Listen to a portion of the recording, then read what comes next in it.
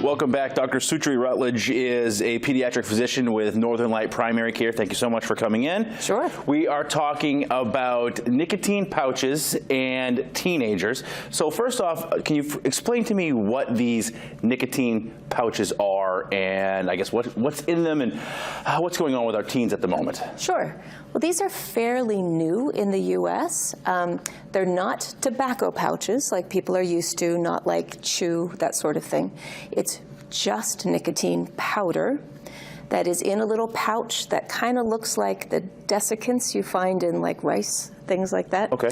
So they put them in the mouth between the gums and the lips, and it slowly absorbs straight nicotine. It takes about 30 minutes. They're not used tremendously yet in teenagers, but there is a lot of marketing going on in social media, and that's what we're really worried about.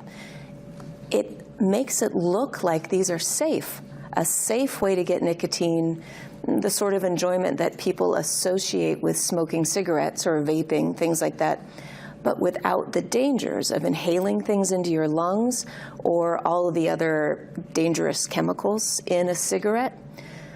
Unfortunately, that's not quite true, and so there's some.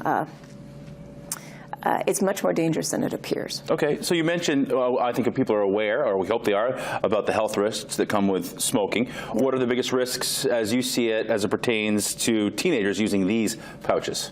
Well, so there are two. The first one is that these are intensely addictive, far more addictive even than cigarettes because they're so pure. Nicotine itself is a highly addictive substance.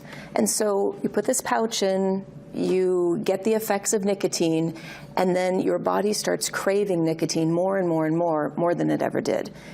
The pouch itself, however, takes about 30 minutes for the nicotine to really rise to levels that you'll notice in your bloodstream. So people start actually having such intense cravings that are increased by use of these and end up smoking more. What are some of the, aside from those cravings and the need to have more of them, what are some of the specific health risks that come along with the use of this kind of stuff? The other most important ones, I think, involve jaw health. So these are terribly detrimental to the bone in your jaw, to the gum disease around your teeth, and people have horrible, horrible gum disease, periodontal disease that comes as a result of regular use of these.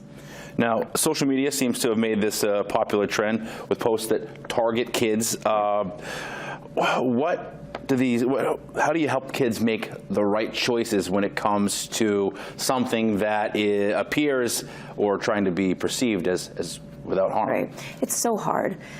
If you, as someone who's looking into this, trying to do research, even if on social media you search for these pouches, you're going to get lots of dentists and doctors and influencers who are interested in health telling you how dangerous they are. However, if you are just a teenager who likes looking at fun things teenagers are doing, randomly coming across your pages, what you're going to see are kids using a lot of these. And they're influencers, and there is some marketing going on. And the company is Zynn that is prevalent here in the United States? That's the one that's in the United States, ZYN. Yep. Now, I guess it's hard maybe to have a teenager tell you what's going on, everything in their life, but is there anything that you could look for in particular that might be a red flag that something is not the way you want it? It's so hard. And that's why this is such a dangerous drug, really, is because it's discreet. They come in all these wonderful kid-friendly flavors. They don't show that there's anything bad going on unless you happen to find a gross, wet pouch on the pillow of your child or something like that. So it's really hard to know. But our kids are pretty smart. I think if we make sure they have the knowledge to know what the dangers are, because there's no regulation, there's no FDA regulation on this because they are not, it's not a drug, classified anyway. So it's really hard for the kids to get that information. If we give them the information, I think most kids are going to make a good choice. Somebody at home listening right now, if they come away from this knowing one thing, learning something, what would that one thing you'd want them to know be?